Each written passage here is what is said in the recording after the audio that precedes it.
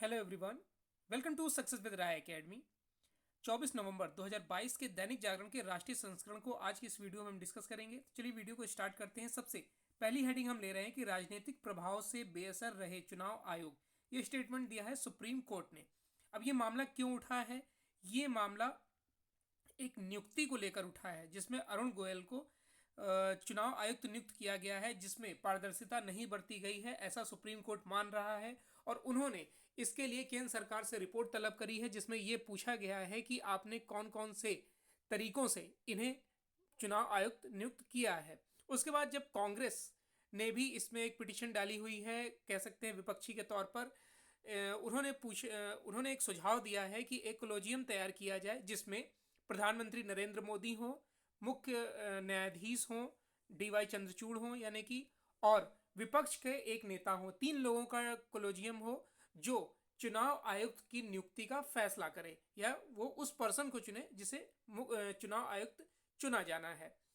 तो ये सारांश था। अब न्यूज में देख लेते हैं क्या है कि सुप्रीम कोर्ट ने नवनियुक्त चुनाव आयुक्त अरुण गोयल की नियुक्ति की फाइल सरकार से मांगी है। बुधवार को कोर्ट ने कहा है कि वह देखना चाहता है कि नियुक्ति में क्या प्रक्रिया अपनाई गई है। सुप्रीम कोर्ट की 5 सदस्यीय संविधान पीठ ने केंद्र सरकार को चुनाव आयुक्त गोयल की नियुक्ति की फाइल गुरुवार यानी कि 24 नवंबर को पेश करने का निर्देश मुख्य चुनाव आयुक्त और चुनाव आयुक्तों की नियुक्ति 3 सदस्यीय निष्पक्ष कोलोजियम से कराए जाने की याचिकाओं पर सुनवाई के दौरान की है।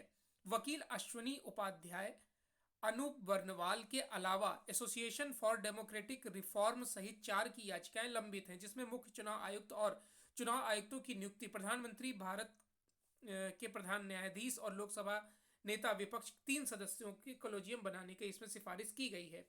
हालांकि केंद्र की ओर से पेश अटॉर्नी जनरल आर वेंकटमणि ने याचिकाकर्ता के वकील प्रशांत भूषण द्वारा चुनाव आयुक्त अरुण गोयल की नियुक्ति पर सवाल उठाने व फाइल मांगने का विरोध किया। वेंकट रमणी ने कहा कि सुप्रीम कोर्ट चुनाव आयुक्त की नियुक्तियों के तंत्र के व्यापक मुद्दे पर विचार कर रहा है और यहां किसी एक व्यक्ति की नियुक्ति का मसला नहीं है और न ही कोर्ट ने नियुक्ति पर रोक लगाई है। चलिए नेक्स्ट न्यूज पर आते हैं, जो है आर्थिक आरक्षण पर फैसले के विरुद्ध में पुनर्विचार याचिका।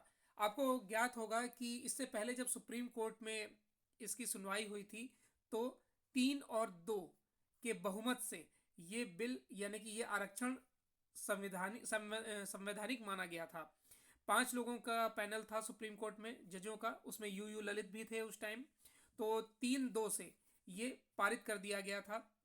लेकिन फिर से इसे कांग्रेस नेता जया ठाकुर द्वारा याचिका दी गई है कि जो ईडब्ल्यूएस हैं उन्हें शैक्षणिक संस्थानों में दाखिले और सरकारी नौकरियों में 10% आरक्षण जो दिया है सरकार ने, उस पर पुनर्विचार किया जाना चाहिए और इसे हटाया जाना चाहिए। और इससे अनुसूचित जाति, अनुसूचित जनजाति और अन्य पिछड़े वर्गों के गरीबों को इसमें शामिल नहीं किया गया है। क्यों नहीं किया गया है? तो जया ठाकुर को यह समझना चाहिए कि पहले ही संविधान ने एससी को यानी कि अनुसूचित जाति को 15%, अनुसूचित जनजाति यानी कि एसटी को 7.5% और ओबीसी यानी अन्य पिछड़ा वर्ग को 27% का आरक्षण दे रखा है। यानी टोटल 49.5% का आरक्षण संविधान के तौर पर लागू किया गया है। और जो ये 10% आरक्षण दिया जा रहा है, इसका इस 49% से कोई लेना देना नहीं है। ये जया ठाकुर को पता होना चाहिए। उसके बाद भी वो इसको हटाना चाहती हैं। आपको पता होना चाहिए कि आर्थिक रूप से पिछड़े जो लोग हैं यानी कि 10% है, उसमें शामिल कौन होते हैं? उसमें वो लोग शामिल होते हैं जिनकी परिवार की आय 8 लाख सालाना से कम है, जिनकी कृषि योग्य भूमि 5 एकड़ से कम है, आवासीय घर 1000 वर्ग फीट से कम है, अधिसूचित नगर पालिका में 100 गज से कम का प्लाट है, गैर अधिसूचित नगर पालिका में 200 गज से कम का प्लाट है, तो वे इस 10% में आएंगे। Constitution amendment bill to provide reservation to economic weaker section 2018 के अनुच्छेद 15 और 16 में जो 124वां संविधान संशोधन किया गया था वो 2 जुलाई 2019 से लागू किया गया था। चलिए नेक्स्ट न्यूज पर आते हैं।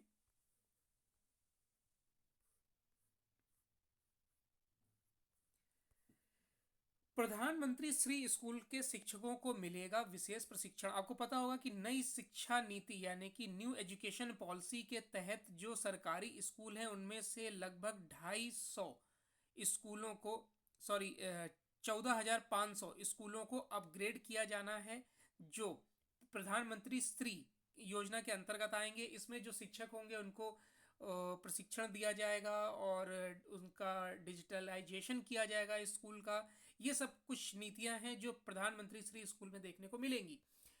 नई राष्ट्रीय शिक्षा नीति के अनुरूप स्कूली शिक्षा को मजबूती देने के लिए देश भर में प्रस्तावित प्रधानमंत्री श्री स्कूलों को खोलने की तैयारी शुरू हो गई है। यह ऐसे सरकारी स्कूल होंगे जो न सिर्फ इंफ्रास्ट्रक्चर के स्तर पर मजबूती से खड़े दिखेंगे बल्कि शैक्षणिक स्तर पर भी इनकी ऊंचाई देखने को मिलेगी। शिक्षा मंत्रालय ने इसके लिए कई अहम योजनाएं बनाई हैं। इनमें से एक अहम योजना इनमें पढ़ाने वाले शिक्षकों को विशेष प्रशिक्षण देना है, जो स्कूलों के चयन के साथ ही देश भर में शुरू हो जाएगी। यह प्रशिक्षण करीब 3 महीने का होगा। शिक्षा मंत्रालय के मुताबिक प्रस्तावित प्रधानमंत्री श्री यानी प्रधानमंत्री school for rising India school में जिस तरह से एनईपी की सभी सिफारिशों को लागू किया जाएगा, उसके लिए शिक्षकों का प्रशिक्षित होना जरूरी है।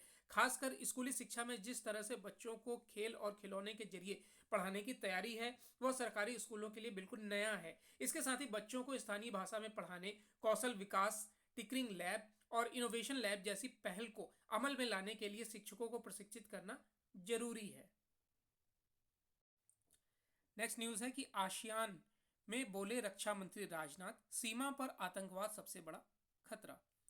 रक्षा मंत्री राजनाथ सिंह ने एक बार फिर अंतर्राष्ट्रीय मंच पर आतंकवाद का मुद्दा उठाया है। कंबोडिया के सीम रिप में भारत आसियान रक्षा मंत्रियों की बैठक के बीच कंबोडिया की अध्यक्षता में हुई ADMM+ में राजनाथ सिंह ने कहा कि अंतर्राष्ट्रीय और सीमा पार आतंकवाद को दुनिया के सामने सबसे बड़ा खतरा माना जा सकता है। अंतर्राष्ट्रीय समुदाय द्वारा इस पर तत्काल और दृढ़ हस्तक्षेप की आवश्यकता है।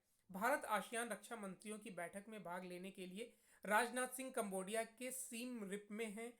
अपने संबोधन में उन्होंने अंतर्राष्ट्रीय और सीमा पार आतंकवाद को दुनिया के सामने सबसे बड़ा खतरा बताया है और अंतर्राष्ट्रीय समुदाय द्वारा इस पर तत्काल और दृढ़ हस्तक्षेप का आह्वान किया है। कहा कि अंतर्राष्ट्रीय समुदाय द्वारा तत्काल और दृढ़ हस्तक्षेप की आवश्यकता वाला सबसे बड़ा खतरा अंतर्राष्ट्रीय व सीमा पार आतंकवाद है। नेक्स्ट न्यूज है, शांतिपूर्ण नौसैनिक क्षेत्र पर हिंद प्रशांत क्षेत्र की समृद्धि टिकी है। नौसेना प्रमुख आर हरि कुमार ने कहा कि शांतिपूर्ण नौसैनिक क्षेत्र होने पर ही हिंद प्रशांत क्षेत्र की समृद्धि टिकी है। इसे हासिल करने में हिंद महासागरीय प्रशांत क्षेत्र पहल के समरूपी और तालमेल से किए समेकित प्रयास लग रहे हैं। नौसेना प्रमुख एडमिरल आर हरि कुमार ने भारत प्रशांत क्षेत्रीय वार्ता के चौथे सत्र को संबोधित करते हुए कहा कि यह IPOI के नौसैनिक सुरक्षा स्तंभ है। समुद्री क्षेत्र के आतंकवाद व अत्याधुनिक तकनीकों के प्रसार ने सुरक्षा मैट्रिक्स को और जटिल बना दिया है। भारतीय नौसैनिक सागर के समग्र दृष्टिकोण की व्याख्या सभी क्षेत्रों में सुरक्षा व विकास के विस्तृत के रूप में की गई थी। नेक्स्ट न्यूज है, भारत और इंडोनेशिया के सैनिकों ने किया संयुक्त प्रशिक्षण अभ्यास। भारतीय विशेष बलों की टुकड़ी इंडोनेशिया में वहां के विशेष बलों के साथ द्विपक्षीय संयुक्त प्रशिक्षण अभ्यास कर रही है। इसका उद्देश्य आपसी सैन्य सहयोग को बढ़ाना है। बताया गया है कि द्विपक्षीय संयुक्त प्रशिक्षण अभ्यास गरुड़ शक्ति द्विपक्षीय अभ्यासों की श्रृंखला का 8वां संस्करण है। एक बयान में कहा गया कि आदान प्रदान कार्यक्रम के तहत भारत के विशेष सैनिकों की टुकड़ी इंडोनेशिया के सोंग बुआन में वहां के विशेष बलों के साथ द्विपक्षीय संयुक्त प्रशिक्षण अभ्यास गरुड़ शक्ति में शामिल हुई है। यह अभ्यास 21 नवंबर को शुरू हुआ। इसका उद्देश्य दोनों सेनाओं के विशेष बलों के बीच समझ, सहयोग और अंतर परिचालन को बढ़ावा देना है। संयुक्त अभ्यास के दायरे में विशेष बलों के कौशल को उन्नत करना, हथियार, उपकरण, नवाचार, रणनीति, तकनीक और प्रक्रियाओं पर जानकारी साझा करना शामिल है। विभिन्न अभियानों से सीखे गए सबक, जंगली क्षेत्रों में विशेष बल संचालन, आतंकी शिविरों पर हमले और सैन्य सहयोग पर जानकारी भी साझा की जाएगी। चलिए नेक्स्ट न्यूज है, परमाणु क्षमता युक्त स्वदेशी मिसाइल अग्नि 3 का सफल परीक्षण। अग्नि 3 मिसाइल का सफलतापूर्वक परीक्षण किया गया। APJ अब्दुल कलाम द्वीप से मध्यम रेंज वाली बैलिस्टिक मिसाइल अग्नि 3 का रात 7:30 बजे परीक्षण किया गया। यह परीक्षण सामरिक बल कमांड के तत्वाधान में किए गए नियमित उपयोगकर्ता प्रशिक्षण लॉन्च के अंतर्गत किया गया।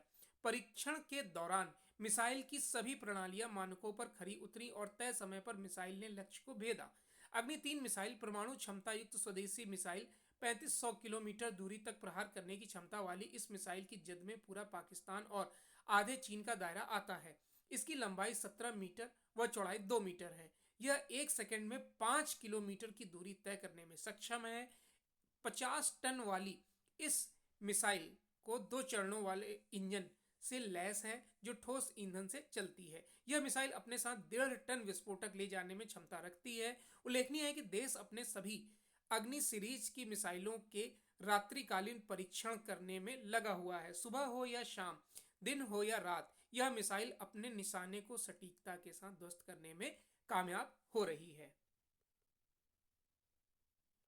नेक्स्ट पेज है बिजनेस पेज। बिजनेस पेज में हम पहली न्यूज़ ले रहे हैं कि सुविधाओं के अभाव में पिछड़ रहा होजरी गारमेंट उद्योग। यानी कि जो लुधियाना का होजरी एवं निटवियर उद्योग लगभग 122 साल पुराना है, लेकिन सुविधाओं के अभाव में वो लगातार पिछड़ता जा रहा है। आज तमिलनाडु के तिरुपुर में निर्यात लगभग 35,000 करोड़ का हो गया है, लेकिन लुधियाना के होजरी उद्योग में यह करीब 3,000 करोड़ के आसपास ही है। देश के कई शहरों में निटवियर के नए क्लस्टर विकसित हो गए हैं और वहां पर बेहतरीन कारोबार हो रहा है। तिरुपुर के अलावा अहमदाबाद, सूरत, पानीपत, फरीदाबाद, भिवंडी इत्यादि शहरों में इंडस्ट्री भी लुधियाना के होजरी निटवियर उद्योग को कड़ी टक्कर दे रही है। नेक्स्ट न्यूज है कि महंगाई के हद पार करने पर सरकार करेगी हस्तक्षेप।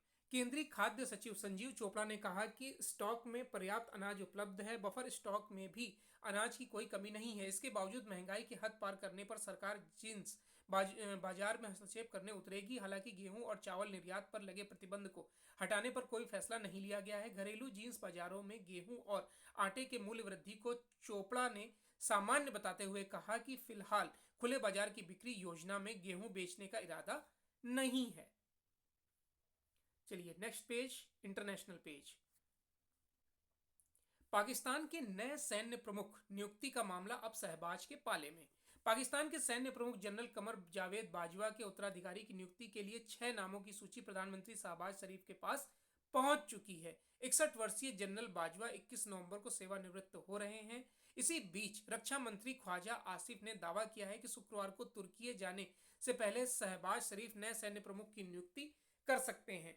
पीएमओ ने बुधवार को ट्विटर पर एक संक्षिप्त बयान में बताया कि रक्षा मंत्रालय की तरफ से चीफ ऑफ आर्मी स्टाफ व chairman joint chief of staff committee की नियुक्ति के लिए ब्यौरा प्राप्त हो चुका है। पीएमओ ने कहा कि प्रधानमंत्री निर्धारित प्रक्रिया के तहत नियुक्तियों पर निर्णय लेंगे। सेना ने भी नियुक्तियों के लिए शीर्ष 6 जनरलों के नामों की सूची भेजने की पुष्टि की है।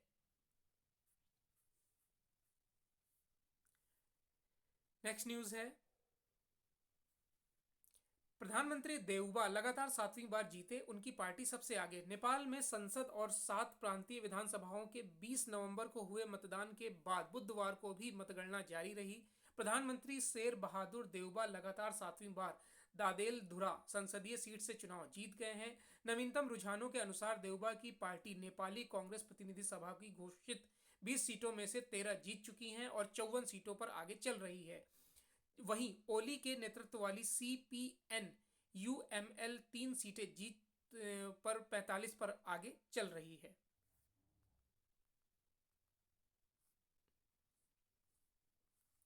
चलिए, तो ये आज का यानी 24 नवंबर 2022 का दैनिक जागरण का राष्ट्रीय संस्करण था। आई होप आपको वीडियो अच्छा लगा होगा। अगर वीडियो अच्छा लगा हो तो लाइक और शेयर कर दीजिएगा। वीडियो देखने के लिए धन्यवाद।